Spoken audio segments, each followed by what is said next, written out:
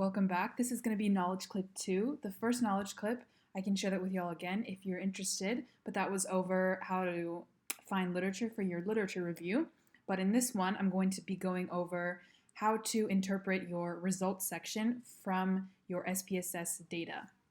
So let's just get started. Okay. Table 1, correlation matrix. So in this one, this is how it's supposed to look in the APA format.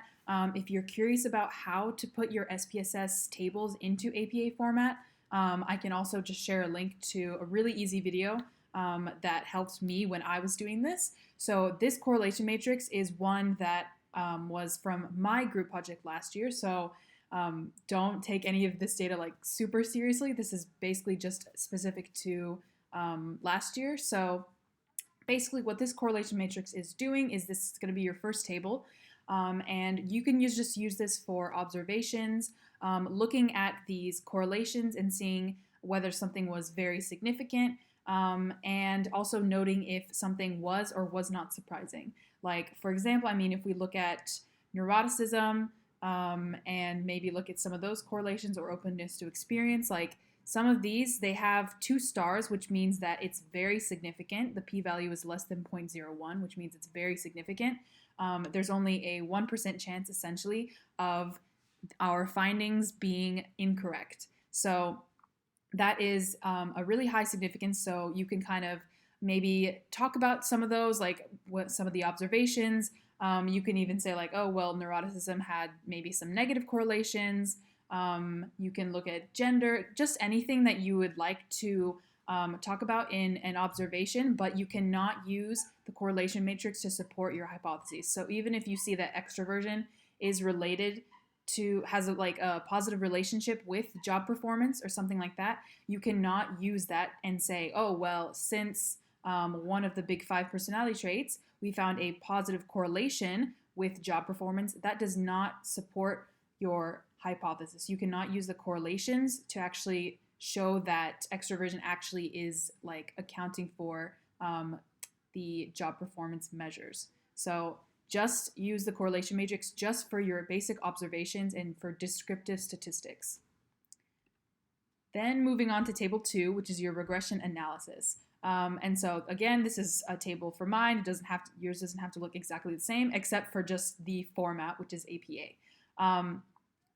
This table, your regression analysis, this is what you can use to support your hypothesis 1A through E, which is talking about the big 5 and how it's related to job performance. So our dependent variable is the job performance score prior to intervention, because of course we cannot say that, let's say, agreeableness accounts for job performance if we look at the measures after the intervention, because then how do we know whether it was agreeableness that accounted for the outcome variable or whether it was the EI training? So that's why we use the job performance score prior to intervention.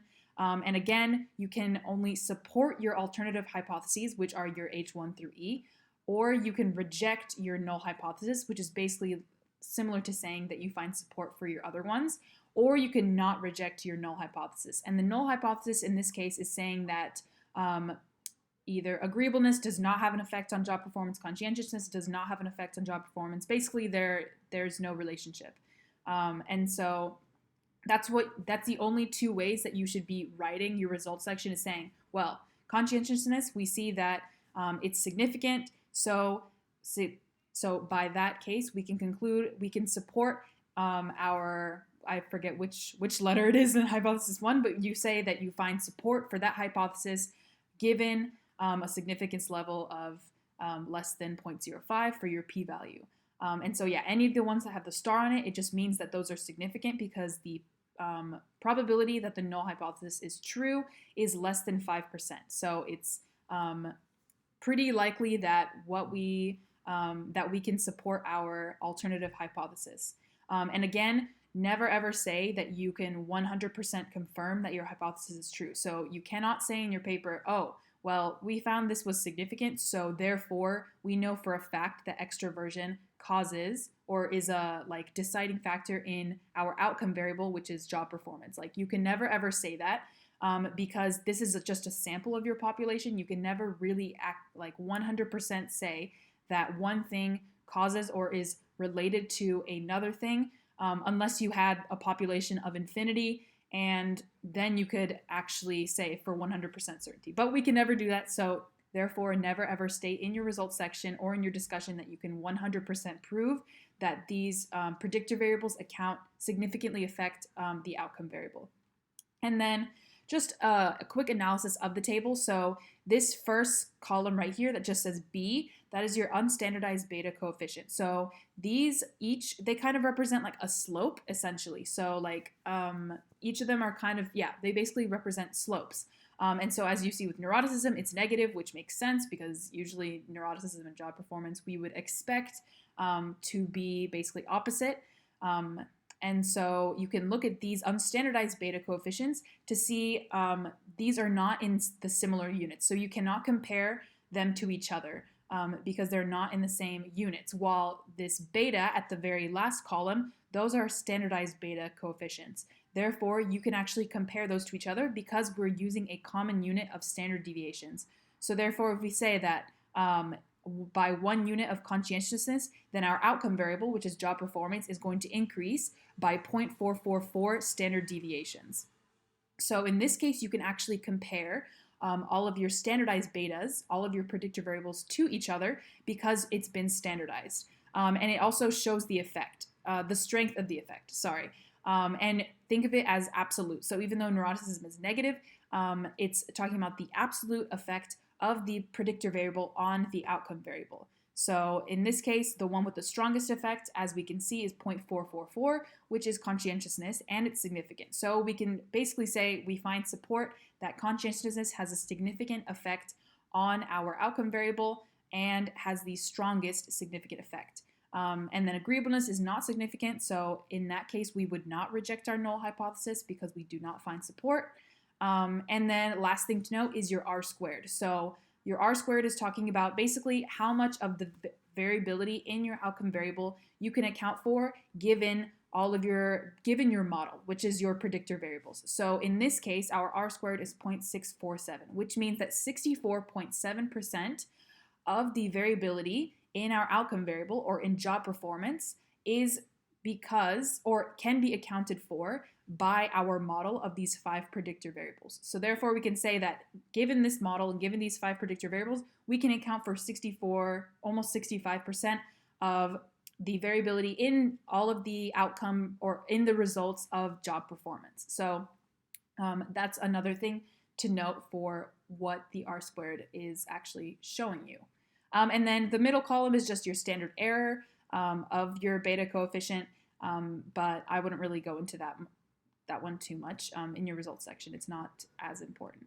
And then lastly is your table 3, which is your ANCOVA, and you can use this to support or not support your hypothesis 2, which is talking about the EI training. So in this case, you have your corrected model, intercept, pretest, condition error. So this is how mine looked like. And again, keep the format the same and look at the p-values for significance. So as we can see here, all of the p-values are significant because all of them are less than 0.05. But one thing to note is that ANCOVA splits the outcome variable variance into effect, error, and the covariates. So it's the main effect of what you're actually looking at. In this case, we want to look at the main effect of the EI training, any error or any of the variability that we can't explain in the outcome variable, and the covariate, which is basically, there are some times that we're mainly interested in seeing how the EI training impacted our outcome variable. But in real life, we also have covariates, meaning there's also things that could affect the outcome variable. And so we need to basically account for those, and that's what ANCOVA does.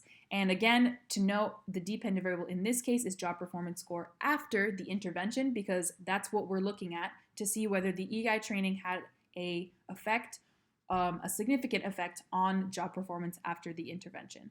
So those are the main things that you should be looking at for this table, just the p-values.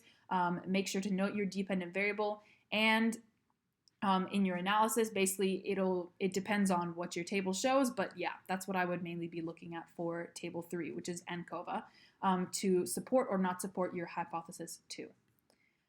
So yeah, that's going to conclude this knowledge clip. If you have any questions about the research project or need the link to show how to change your tables into APA format, then feel free to message me. But yeah, I hope you found this helpful. Good luck with your research project, and yeah, thank you.